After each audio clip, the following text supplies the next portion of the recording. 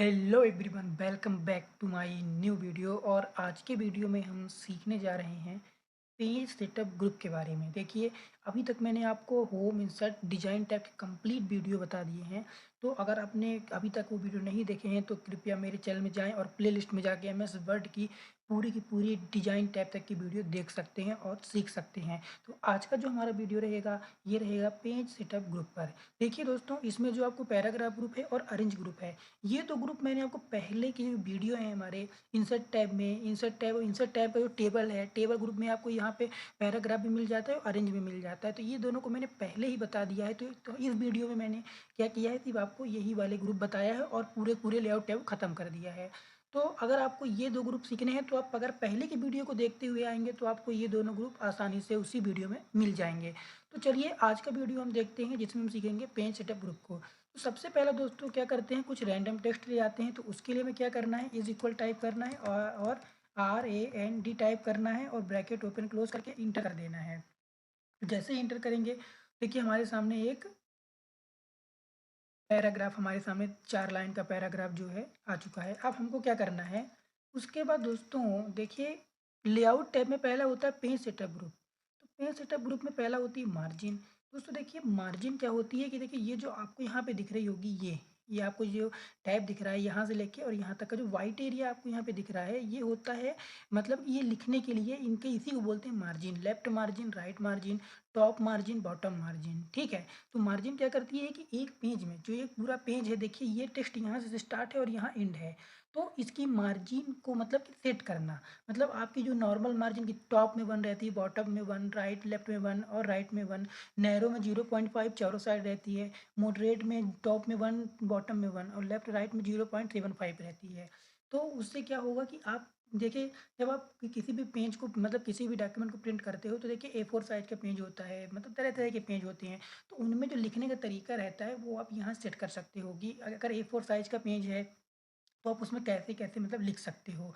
ठीक है, जैसे मान आपके पास A4 साइज का है तो ये है। मान लीजिए आपके पास वाइड है या फिर मतलब ये तो मार्जिन है कि आप अगर एक पेज में जिस पेज में आप लिख रहे हो उसमें आप कैसे मार्जिन रखना चाहते हो। नैरो मतलब पूरी की पूरी नैरो में क्या होगा कि आपका डेटा यहाँ से आ जाएगा पूरा पूरा। देखिए नैरो क्या है, 0.5 हो जाएगा। नैरो करके देखिए, नैरो में क्या होगा, हमने देखिए नैरो में ऐसा हो गया। मतलब इसके लिखने का मतलब कहाँ से आप लिखना चाहते हो, कैसे नॉर्मल में जो नॉर्मल रहता है। ठीक है। फिर उसके बाद नैरो में देखिए और थोड़ा मार्जिन बड़ी हो जाएगी। ठीक है। तो मार्जिन का काम क्या होता है कि जो भी टेक्स्ट आप लिख रहे हो वो कैसे लिखना चाहते हो, कि आप कितनी मार्जिन छोड़ना चाहते हो पेज के लेफ्ट में, राइट में। ये हो गया लेफ्ट, हो गई ये हो गया लेफ्ट, राइट, टॉप, बॉटम, मतलब कितनी मार्जिन रखना चाहते हो आप यहाँ से उसको सेट कर सकते हो। ठीक है। तो वैसे हम नॉर्मल मार्जिन ही का यूज करते हैं, क्योंकि A4 साइज में नॉर्मल A4 साइज में जब आप प्रिंट करते हो तो उसका जो टॉप और बॉटम लेफ्ट राइट की जो मार्जिन छोटी होती है वो 1 ही चारों साइड रहती है। अगर आप मान लीजिए इसको आप नैरो कर देते हो तो डेटा हमारा कट जाएगा। ठीक है। तो अकॉर्डिंग टू पेपर हम क्या करते हैं, मार्जिन्स को सेट करते हैं। फिर दूसरा हमारा इसी में आता है पोर्ट्रेट ओरिएंटेशन। तो ओरिएंटेशन दोस्तों क्या करता है कि इसमें आपको दो तरीके के ओरिएंटेशन मिलते हैं। पहला मिलता है पोर्ट्रेट, दूसरा मिलता है लैंडस्केप। तो देखिए पेज के दो ओरिएंटेशन होते हैं, जैसे कि अब मैं आपको दिखाता हूँ कि अब क्या करते हैं, थोड़ा पेज को हम छोटा कर लेते हैं। ये हमने पेज को छोटा कर लिया। अब हम करते हैं पोर्ट्रेट। पोर्ट्रेट में देखिए पेज हमारा कैसा है, हॉरिजॉन्टल है। और जब हम इसे लैंडस्केप कर देंगे तो ये वर्टिकल हो जाएगा।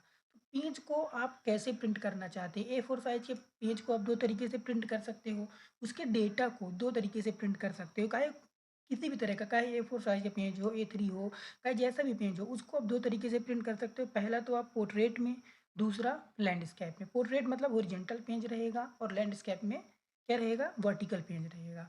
फिर अगला ऑप्शन हमारा दोस्तों आता है, ये आता है हमारा उस पेज की साइज।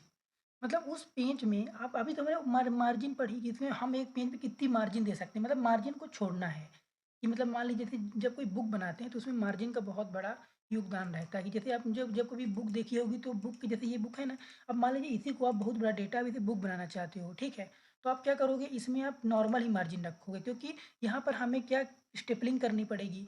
तो उसके लिए फिर मार्जिन्स का यूज किया जाता है। लेकिन जो हमारी साइज है, ये पेज की साइज है। मान लीजिए आपके पास A3 पेज है तो A3 पेज हो जाएगा। आपके प्रिंटर में कौन सा पेज सेट होता है, नॉर्मली तो A4 यूज होता है, लेकिन मान लीजिए आपके पास A5 पेज है तो आप A5 कर दोगे तो A5 पेज हो जाएगा। तो अब उसको भी ओरिएंटेशन रहती है, कैसे आप प्रिंट करना चाहते हो, लैंडस्केप में, पोर्ट्रेट में। तो यहाँ से आप उस पेज की साइज़ को सेट कर सकते हो यहाँ से, कि आपके पास कैसा पेज है। हमारे पास A4 है तो A4 में कर देंगे। मान लीजिए कोई बोलता है कि भैया A4 साइज़ में को प्रिंट चाहिए, तो आप क्या करो, ये A4 साइज़ में प्रिंट दे दो, A5 में दे दो, मतलब प्रिंटर के अकॉर्डिंग आप जो है इसमें पेज लगा सकते हैं। मतलब ये डिपेंड करेगा आपके प्रिंटर पर, ठीक है। फिर आता है अगला ऑप्शन हमारा कॉलम्स का। तो ये कॉलम्स ऑप्शन क्या होता है कि जैसे मान लीजिए आपने जो डेटा लिखा हुआ है, ठीक है। अब मान लीजिए इस डेटा को पहले तो आप सेलेक्ट कर लीजिए, और आप ये चाहते हो कि ये पूरा पूरा डेटा 2 कॉलम में विभाजित हो जाए, मतलब पेज एक ही रहे लेकिन ये डेटा कॉलम लग जाए बीच में और अगल-बगल हो जाए। तो क्या करोगे, कॉलम पे जाओ। अब यहाँ पे बहुत सारे कॉलम्स आपको दिखेंगे, 1 कॉलम, जैसे हम कर दिया 2 कॉलम। देखिए 2 कॉलम में क्या होता है कि डेटा हमारा 2 कॉलम में बँट जाता है, जैसे कि आप देख सकते हैं, ये देखिए। जैसा कि आपको दिख रहा होगा कि हमारा डेटा 2 कॉलम में हो गया। अब देखिए एमएस वर्ड में आप जैसा कि जानते होंगे कोई भी काम बिना सेलेक्ट किए हुए आप नहीं कर सकते। तो कंट्रोल ए से ऑल सेलेक्ट करिए। अब यहाँ पर आपको बहुत सारे 3 कॉलम कर सकते हैं, 4 कॉलम कर सकते हैं, लेफ्ट है, फिर राइट में, राइट साइड छोटा रहेगा टेक्स्ट और लेफ्ट साइड में बड़ा रहेगा। तो हम क्या करते हैं, 2 कॉलम कर देते हैं, ठीक है। हमने ये 2 कॉलम कर दिया। और मान लीजिए इसके बीच अगर आपको लाइन चाहिए, या फिर अभी तो देखिए यहाँ पर आपको 2 3 लेफ्ट और राइट मिल रहा है, लेकिन इससे अधिक चाहिए तो आप मोर कॉलम्स में क्लिक करेंगे। तो यहाँ पर देखिए आपको लाइन बिटवीन जो आपने डिवाइड किया उसके बीच लाइन लगाना है, और फिर उसको आप देखिए हाइट और स्पेसिंग को आप यहाँ से कस्टमाइज तरीके से अपने अकॉर्डिंग टू सेट कर सकते हैं, मतलब अकॉर्डिंग टू यू, जैसे भी आपको नीड है उसके अकॉर्डिंग जो है आप उसको सेट कर सकते हैं। और यहाँ से ओके कर देंगे तो ये देखिए हमारी इसके बीच में एक लाइन भी आ गई है। तो अब आई होप आप लोग को यहाँ तक का जो ऑप्शन है वो क्लियर हो गया होगा। यदि आपको कोई प्रॉब्लम है दोस्तों तो आप मुझे ज़रूर बताइएगा। अब मैं कोशिश करूँगा कि आप लोग को वो सभी ऑप्शंस को फिर से रिपीट करके अच्छे तरीके से समझा पाऊँ। हम कंट्रोल जेड करते हैं, फिर से आते हैं हमारे टॉपिक की ओर। फिर देखिए अभी तक मैंने आपको 4 ऑप्शन समझा दिए, मार्जिन, ओरिएंटेशन, साइज और कॉलम। ये बहुत ही ईजी है। हाँ तो दोस्तों जो अगला हमारा ऑप्शन है रहेगा, हाँ, तो पहले क्या करें, उस ऑप्शन को सीखने के लिए पहले आप टेक्स्ट को सिलेक्ट कर लीजिए। फिर उसके बाद आपको यहाँ पे कॉलम दिखेगा। तो देखिए अभी तो आपने पेज पेज से टेक्स्ट को ब्रेक करना सीखा होगा, लेकिन अब आप सीखेंगे कॉलम ब्रेक करना। जैसे मान लीजिए हमने यहाँ पे टेक्स्ट सेलेक्ट किया ना, अब यहाँ पर मान लीजिए हम 2 कॉलम कर लेते हैं। अब मान लीजिए आप ये चाहते हो कि इतना जो यहाँ पे गैलरी से जो ये नीचे का टेक्स्ट है वो दूसरे पेज में आ जाए, मतलब कॉलम ब्रेक करना। तो यहाँ पे आप क्या करो, कर्सर जहाँ पे आपको कॉलम को ब्रेक करना है, कर्सर वहाँ पर रखो, ब्रेक पर क्लिक करो और यहाँ पे कॉलम पे क्लिक कर दो। तो देखिए क्या हो गया भैया, ये कॉलम ब्रेक हो गया। कॉलम ब्रेक मीन्स कि जहाँ पे आपने कर्सर रखा था वहाँ का डेटा दूसरे कॉलम में आ जाएगा, और दूसरे कॉलम में दूसरे पेज में आ जाएगा। देखिए तो ये दूसरे पेज में आ जाएगा, ठीक है। तो पेज ब्रेक में भी वही होता है, ठीक है। पेज ब्रेक से जो जो भी आप मतलब जहाँ भी आप कर्सर रखते हो तो उसका जो उस पेज का जो डाटा रहता है उसके नीचे का वो दूसरे पेज में आता है। इसी प्रकार कॉलम में भी है। कॉलम में आप जिस भी कॉलम में आप टेक्स्ट के कर्सर रख के आप कॉलम पे क्लिक करोगे तो उस कॉलम का डेटा दूसरे पेज में आ जाएगा। फिर उसके बाद है टेक्स्ट रैपिंग। तो टेक्स्ट रैपिंग में दोस्तों क्या होता है, चलिए इसको भी सीख लेते हैं। ये जो टेक्स्ट रैपिंग है इसमें दोस्तों जैसे मान लीजिए आपने क्या किया, कोई भी इसका भी एक आपको इसका जो वीडियो टेक्स्ट रैपिंग का मिलेगा वो इंसर्ट टैब टैब के सेव ऑप्शन में आपको मिल जाएगा। जैसे आप यहाँ सेव बनाया ना हमने, अब जैसे मान लीजिए हमने यहाँ पे एक सेव बना लिया, ठीक है। अब इसको यहाँ पे एडजस्ट कर देते हैं। तो ये पूरा इसका आपका वीडियो जब आप मेरे चैनल में जाओगे विजिट करोगे तो आप इंसर्ट टैब के आपको सेव मतलब इलिस्ट्रेशन ग्रुप का संपूर्ण वीडियो मिलेगा, जिसमें मैंने आपको जो यहाँ पर अभी आपको एक ऑप्शन दिख रहा होगा ब्रेक का, ये यहाँ पे आपको क्या दिख रहा है, अभी टेक्स्ट रैपिंग का एक ऑप्शन दिख रहा है। उसमें सभी प्रकार के जितने भी रैपिंग के ऑप्शन रहते हैं वो सभी मैंने बताए हैं। तो अभी आप सीख लीजिए। मान लीजिए आपने इतने में अपना ऑब्जेक्ट या शेप बनाया है, और आपका ये जो लाइन है नीचे है, मतलब कि इसमें तो आपको ये मतलब ये ऑब्जेक्ट जो उस लाइन के ऊपर है, और आप ये चाहते हो कि ये कहाँ चली जाए, ये लाइन नीचे आ जाए, मतलब ये ऑब्जेक्ट जो है लाइन के मतलब कि नीचे, मतलब कि ऑब्जेक्ट जो है लाइन के ऊपर आ जाए, तो आप ब्रेक में क्लिक करके टेक्स्ट रैप कर दो, सिंपल बात। और इसका एडवांस ऑप्शन सीखना है तो आप क्या करिए, हमारे वीडियो में विजिट करिए, इसके इंसर्ट टैब में आप इसका एक डिटेल्ड वीडियो आपको मिल जाएगा। फिर उसके बाद ब्रेक टेक्स्ट रैपिंग के बाद आता है नेक्स्ट पेज।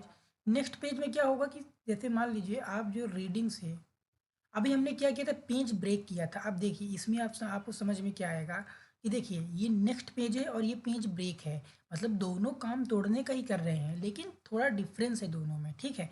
जैसे मान लीजिए हमने किया नेक्स्ट पेज, अब आप ये चाहते हो कि इतने से रीडिंग से जो नीचे का डेटा है, ये जो नीचे का डेटा आपको दिख रहा है, ये सभी दूसरे पेज में आ जाए।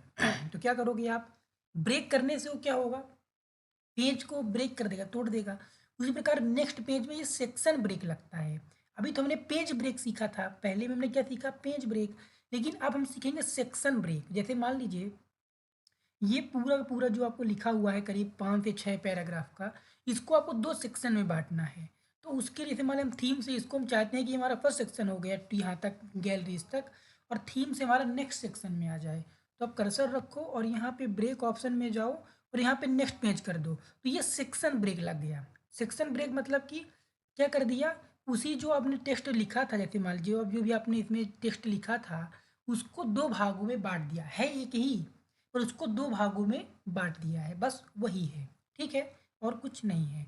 फिर कंटिन्यूस में क्या होगा, चलिए इसके लिए हम क्या कंट्रोल जेड करेंगे, कंट्रोल ए करेंगे, और कंटिन्यूस सीखना, क्या सीखना है हमें, कंटिन्यूस। तो इसके लिए हमें क्या करना पड़ेगा, पहले तो आप डेटा को सिलेक्ट कर लीजिए, कॉलम से में जाइए, इसे 3 कॉलम कर दीजिए, फिर आप कर्सर यहाँ पे रखिए।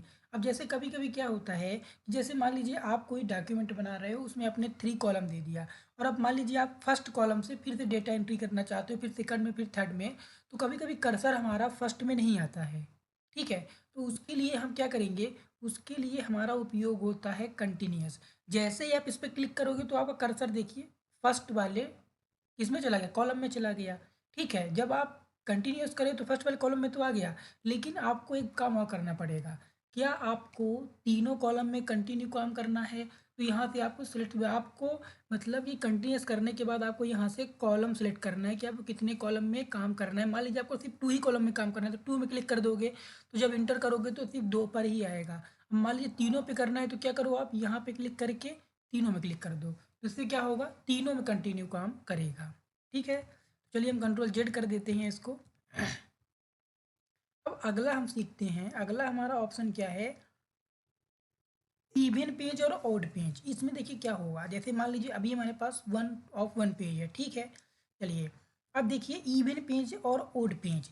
देखिए आप समझिएगा मेरे बोलने के अकॉर्डिंग कि यदि आप पेज नंबर 1 का डेटा पेज नंबर 3 में दिखाना चाहते हो, तो क्या करोगे, जितना डेटा आप पेज नंबर का, जितना डेटा पेज नंबर 2 में दिखाना चाहते हो, या पेज नंबर 3 में दिखाना चाहते हो, वहाँ पे कर्सर रखो और ओड पेज में क्लिक करो, तो वो किस में आ जाएगा, पेज नंबर 3 में।